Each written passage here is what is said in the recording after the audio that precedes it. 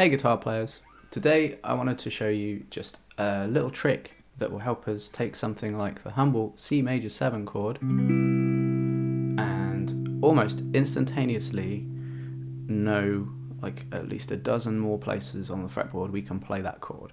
Okay, so, and it provided one thing, and that one thing is that we are practicing our triad inversions all over the fretboard, which that's something that we should be doing because basically triads are everything. Okay, so we want to be practicing those. Now, if you stick around long enough, I'll show you how to apply this to other chord types, you know, all of the main types of chords, and then at the end I'll show you how to apply it to some more interesting, colourful, spicy chords as well.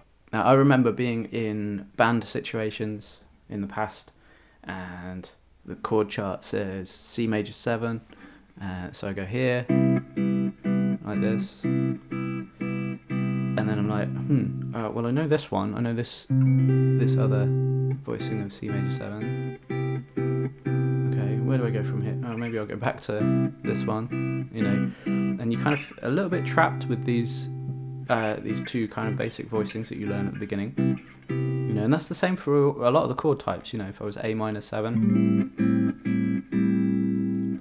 then maybe I'd go up here, then back down here, you know. If you've been diligent with this stuff as well, you might have gone through and learned all of your drop 2 voicings and drop 3 voicings and all these important things that we need to know as well. But these are a little bit kind of tricky to get to quickly, and also in quite a lot of the time in a band situation, you've got a piano player, maybe you've got 2 guitar players or something like this. You know, these big blocky chords are often like they're a little bit too chunky sometimes to kind of fit in with the general vibe of things. Now, when you listen to the great guitar players and the great piano players comping, you hear, you know, them seamlessly sort of transitioning between seemingly hundreds of chords, you know, like even if the chord is static, if it's just staying in one place, you know, you hear them kind of playing all over the place. And one of the ways we can start understanding how to do that is by taking a closer look at this chord. So if we look at the notes that are within the C major 7 chord, we've got a C, E, G, and a B. Okay, on the piano that just goes C, E, G, B, like that. So that's how a C major 7 chord is spelt. If you take the top 3 of those notes, the E, the G, and the B, that's actually an E minor triad. Alright, so another way we can spell C major 7 is just by saying E minor over C. So a lot of the time, if we're in a band situation, we don't always need to play the root note. You know, we've got a bass player that's quite often playing the root note for us. So we could just take that E minor triad, and if we're practicing our triad inversions up and down the fretboard all the time, then we can suddenly treat all of this as C major 7. Okay, so all I'm doing here is just playing E minor voicings, E minor triads across the fretboard. Now, in isolation, this all just kind of sounds like E minor, right? But if I plonk a C note underneath all of that on a bass, and I sit and I do this,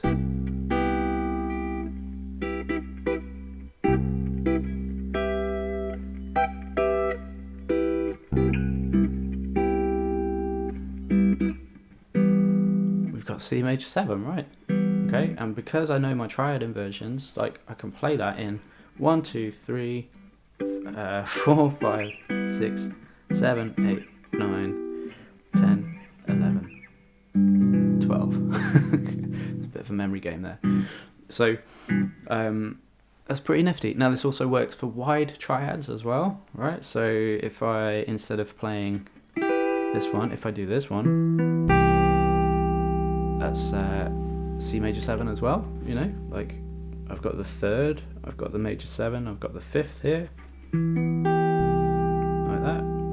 So that's in the context of C major 7, by the way, not E minor. So, okay, so I can do that one, I can do these. You've got all of these lovely places where you can play variations of these chords. Now, if you're playing solo guitar or, you know, not in a band situation, what you can do is you can take one of these triads and just look for a C that's nearby on whichever string you happen to choose, right? You know, and you can find quite a lot of these shapes just by thinking in that way. You'll find a lot of the voicings that you already know. You know, there's that E minor, there's a C, you know, and then we start to just see this in this way, which is really, really quite useful. Okay, so what about if we have to do this in a different key? Well, we have to think about the numbers, right? So in C, we were calling it E minor over C. So that's the 3 over the 1, okay? So we find the third, which is E, and we play a minor triad, and then put the 1 back in the bass, right? So it's 3 over 1. In the case of, say, if we had to do this in E major 7 instead, like this, then we would say, right, 3 over 1. So the 3 is G sharp there, like that. So we'd call this G sharp minor over E, okay? Right. Again, I'm not suggesting that we change the name of the chord necessarily, but just thinking about it this way helps us unlock the fretboard a little bit, you know, so that we can kind of comp freely across the fretboard and not feel blocked in. So this is all E major 7 now. So what about different types of chords then? All right. Say we're trying to do this over a standard. Well, let's look at the main types. So we've done the major 7. Let's look at a minor 7. We'll look at a dominant 7, and we'll look at a minor 7 flat 5 as well. So if you take, let's stay in the same key as C. If you take A minor 7, okay, you can see this is just a C major triad. Okay, so we've got C major over A. So C over A is the alternative spelling of that chord. So now you can practice this one quite nicely because you've got an A string.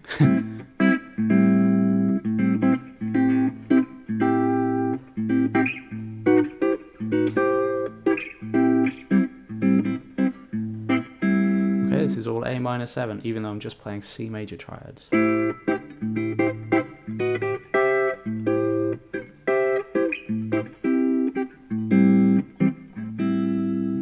Loads of them, you know, so that's quite fun, and that in terms of numbers, right? So I'm playing a major triad on the flat 3rd in relation to that A. Okay, so you find the flat 3 and you go C major, or you go major, right? So if I'm in, if I've got to do D minor 7, that's going to be F triad, F major over D, like that.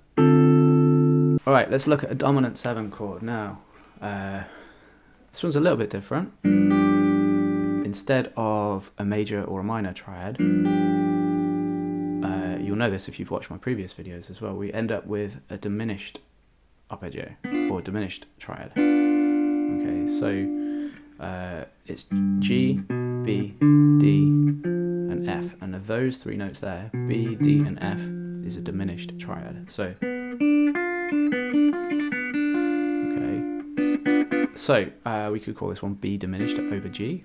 Now we actually know this. If you're coming at this from a blues background, there's 3 diminished triads, right? This one, if ever you've played Red House by Jimi Hendrix,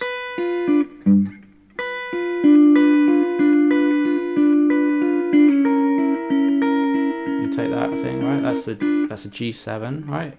We're calling it G7 at least, but it's just a B diminished triad, right? So you already know this stuff, but it's just kind of looking at it in perhaps a different way. So for the G7, we could do that. We could play diminished triads all over the fretboard as well, and we've also got the added bonus that any of these diminished triads, you can also do the minor 3rd thing, and you can send them in different directions in minor 3rds, which is quite cool. Like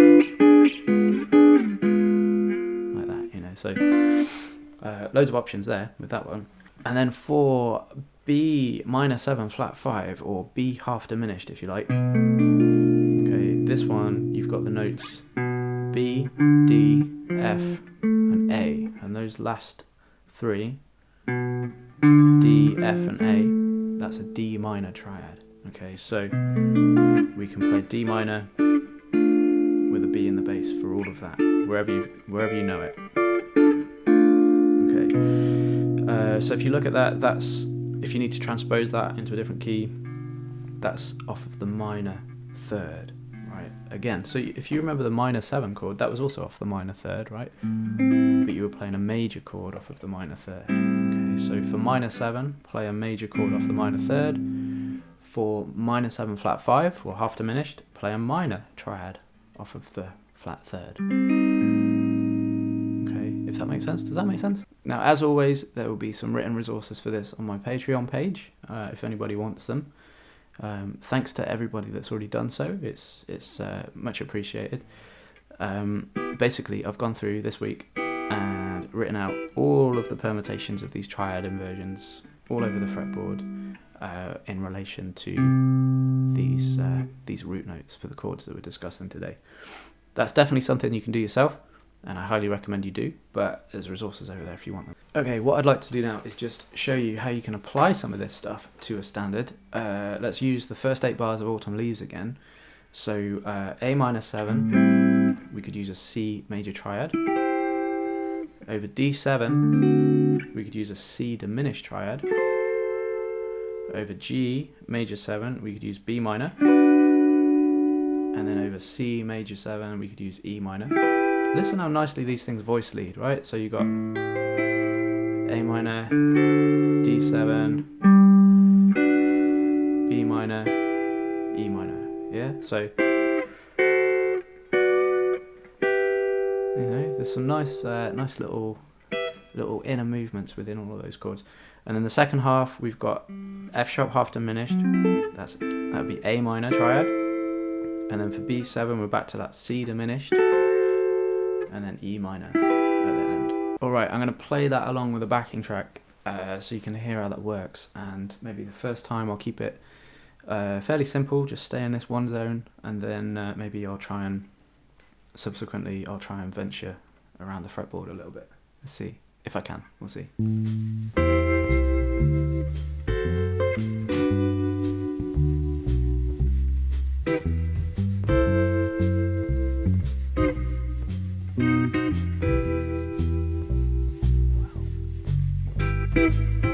So that's C, C diminished, B minor, E minor, A minor, C diminished, E minor. Okay.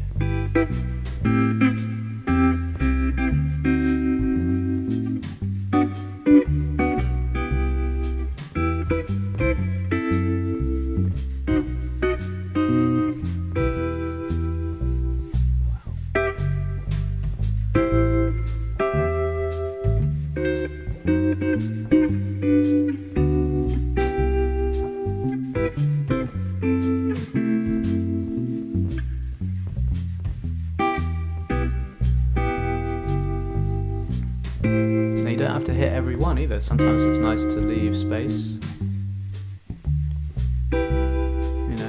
Leave some gaps in here. That helps with the thinking time too. C diminished. B minor. A minor.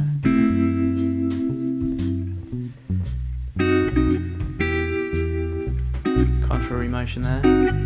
Nice.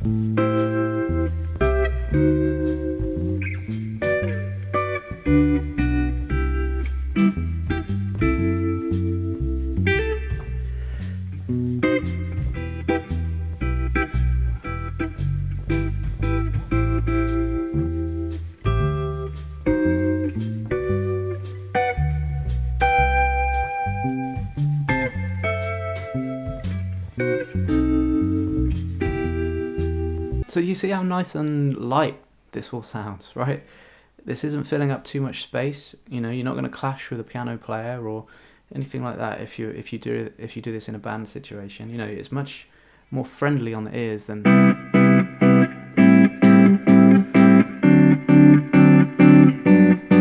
these big chunky block chords. You know, like if you kind of play these little lighter things, you know, you're not going to have any complaints about filling too much space or being too loud and these types of things. Okay, what about some more spicy sounding chords then? What about if we're confronted with something like a C major 7 sharp 5 or something like that? Well, here we go. We've got C, E, G sharp and B. Those three notes, E, G sharp, B, is just E major. Yeah, so it's E major with a C in the bass. Alright, so if I hit a C in the bass and I just play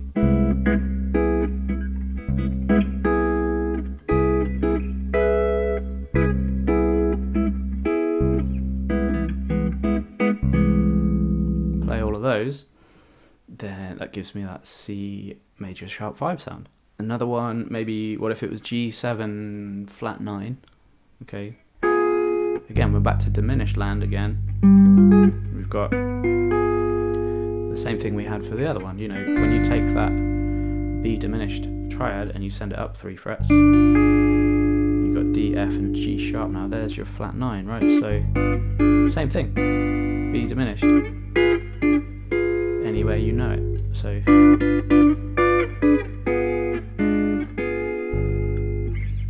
and then what about like more of a Lydian sound, like a C major 7 sharp 11? Well, quite often you play a voicing like this, or this, or you might play this. But a common way of playing it is to just take a D major triad and play that over a C bass note, right? So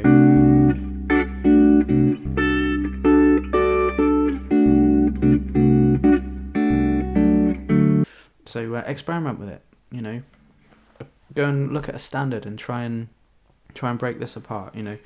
Understand the relationships between these triads and their root notes in terms of numbers, and then and just give it a go, you know, have fun.